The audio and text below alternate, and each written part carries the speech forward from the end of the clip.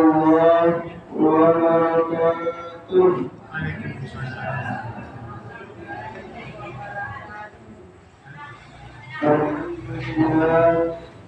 Alhamdulillahilladzi khalaqa as-samawati wal arda wa ja'ala adh-dhulumati wan-nur. Asyhadu an la ilaha illallah wahdahu la syarika lah. وأشهد أن محمدا عبده ورسوله صلى الله عليه وسلم. اللهم صل على سيدنا محمد وعلى آله وصحبه ومن تبعهم بإحسان إلى يوم الدين.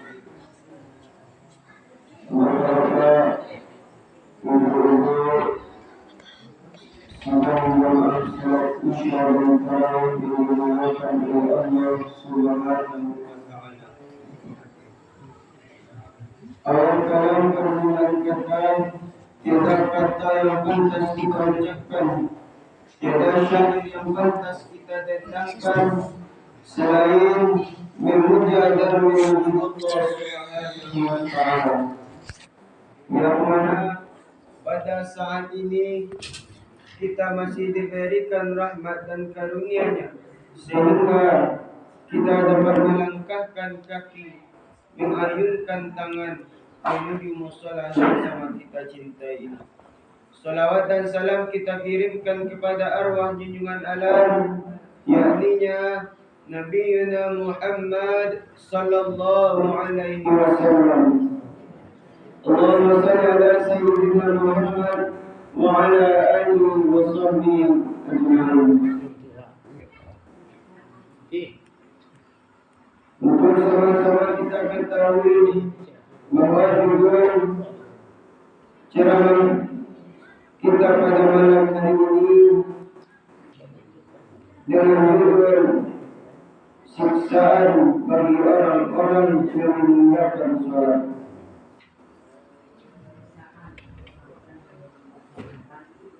Sholat merupakan suatu kewajiban bagi kita.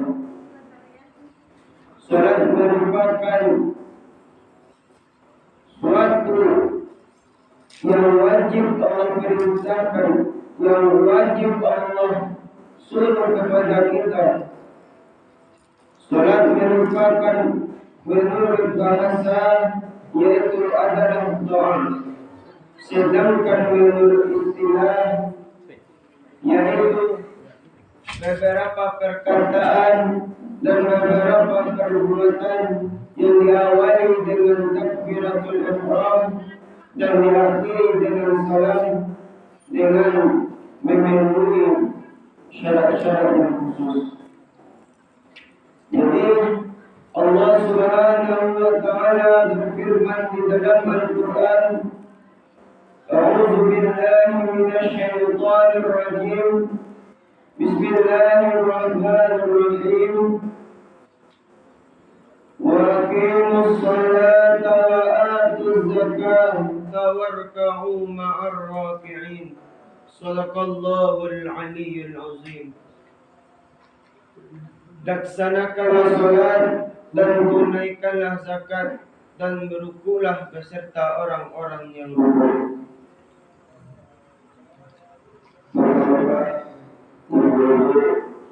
Anak-anak yang dimuliakan oleh Allah Subhanahu wa Ta'ala. Kalau kita lihat pada zaman sekarang ini banyak manusia yang lalai dengan perintah sholat. Banyak manusia yang tidak peduli lagi dengan sholat. Padahal sholat yang mereka tinggalkan, sholat yang tidak mereka kerjakan merupakan suatu kewajiban bagi mereka.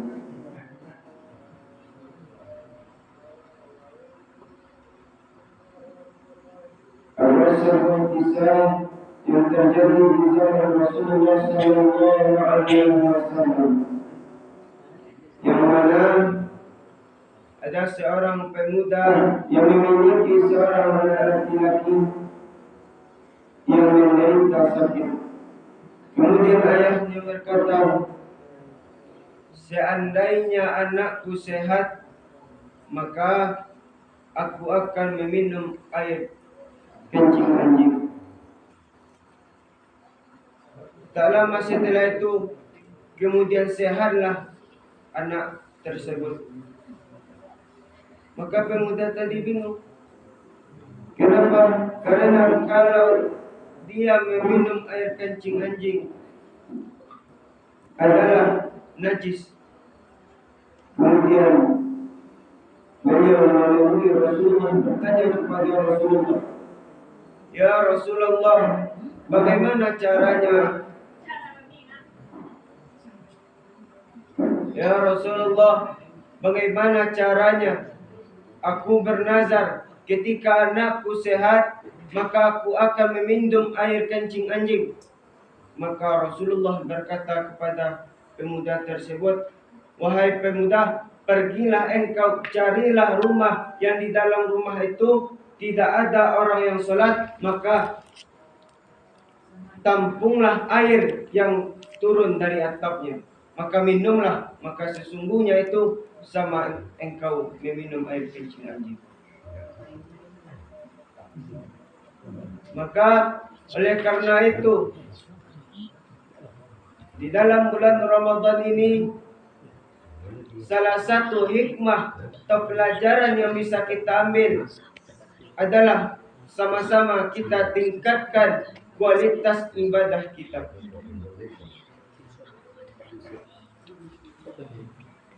Banyak hadis Rasulullah yang menerangkan tentang ancaman atau siksaan bagi orang-orang yang meninggalkan sholat. Salah satunya Rasulullah sallallahu alaihi wasallam bersabda, "Man taraka salata muta'ammidan faqad kafara jiharan." Barang siapa yang meninggalkan salat secara sengaja, faqad kafara jiharan, maka sungguh kafirlah dia secara nyata, kata Rasul. Dalam masalah hal ini terjadilah dua pendapat ulama. Sebagian ulama berpendapat bahwa kafir di sini adalah kufur nikmat. Mereka tetap Islam, mereka tetap Muslim, tetapi mereka kufur nikmat. Ini adalah pendapat ulama yang lemah lembut. Tapi kalau pendapat ulama yang keras, kafir di sini adalah keluar dari Islam. Lalu bagaimana jika dia meninggal dunia? Maka pendapat ulama yang keras, mereka tidak layak disolatkan, mereka tidak layak dikafankan, mereka tidak layak dimandikan, mereka tidak layak dikebumikan di pemakaman umum.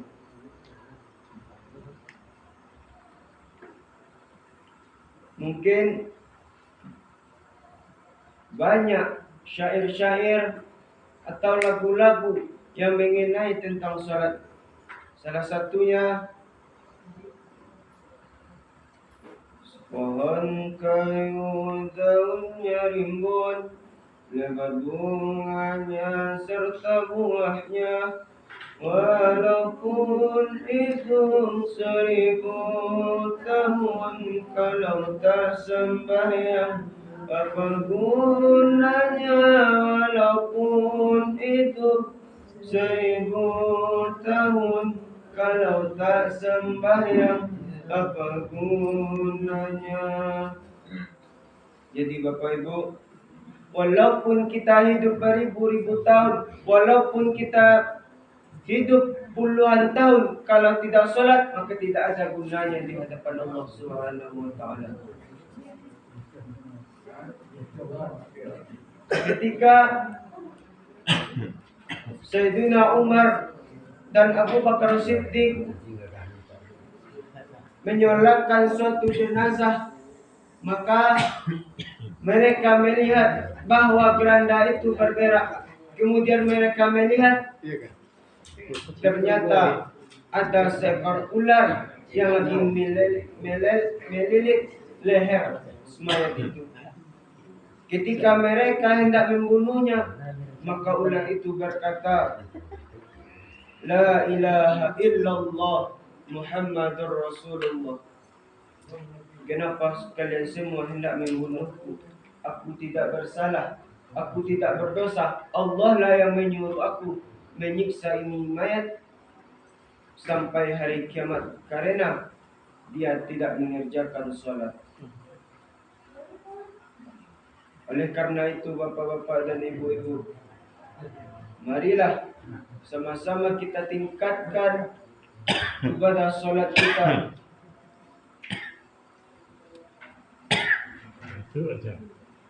Betapa banyak ketika orang yang meninggalkan sholat itu ada Allah khususkan di dalam Al-Quran, ada 2 nama neraka yang dikhususkan oleh Allah Subhanahu wa Ta'ala. Yang pertama yaitu neraka Wail. Allah menjelaskan, ma salakakum fi saqar? Qalu lam nakum minal musallin. Kenapa kalian masuk neraka Saqar? Maka mereka menjawab, qalu lam nakum minal musallin. Kami dahulu tidak termasuk orang-orang yang mengerjakan salat. Yang kedua yaitu neraka Wail. Fawailul lil musallin alladzina hum an salatihim sahun. Celakalah bagi orang-orang yang salat. Siapa yang celaka itu? Alladzina hum an salatihim sahun, yaitu mereka yang lalai dari salatnya.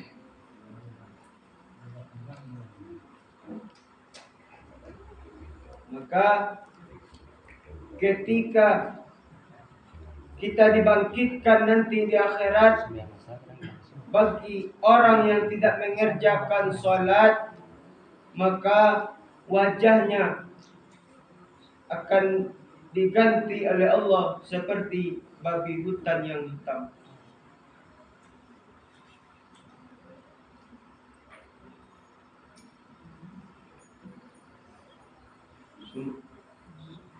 Sembahyang makatu tiang agama, rukun dan syaratnya haruslah nyata. Jikalau tinggal secara sengaja, dunia akhirat pastilah cilaka. Tidak sembahyang di dunia ini, di padang mahsyar dibangkitkan nanti. Serupa cili yang saban tua babi, kata Muhammad Rasul Habibi. Jadi itu, mumpung ini kita masih berada di bulan suci Ramadan, kita perbaiki lagi ibadah kita. Jangan sehabis Ramadan ini, dahulu kita rajin berpuasa, kita rajin sholat, kita rajin bersedekah. Selepas Ramadan ini, malah kita meninggalkan sedekah, malah kita tidak mengerjakan sholat. Itu sama kita dengan orang yang senam. Bagaimana orang yang senam itu? Ketika mereka senam, keringatnya keluar, bajunya basah, tapi dia tetap berjalan di situ terus. Atau contoh selain itu, ketika monyet itu dikasih kaca, dia pasti bercermin. Dia melihat bahwa inilah tubuh dia. Seharusnya dia berkata kepada tuannya, wahai tuan, buatkanlah aku baju, karena setinggi itu kelapa yang aku panjat, malulah aku. Tapi setelah monyet itu berkaca, mereka tidak ada membilang itu. Maka jika kita tidak berubah setelah Ramadan ini, maka tak ada kita ubahnya dengan monyet yang bercermin. Mungkin inilah yang dapat saya sampaikan. Terima kasih atas segala perhatian. Mohon maaf apabila kesalahan dan kekurangan. Undur ma qala wala tandur man qala. Billahi fi sabilil haq. Assalamualaikum warahmatullahi wabarakatuh. Waalaikumsalam.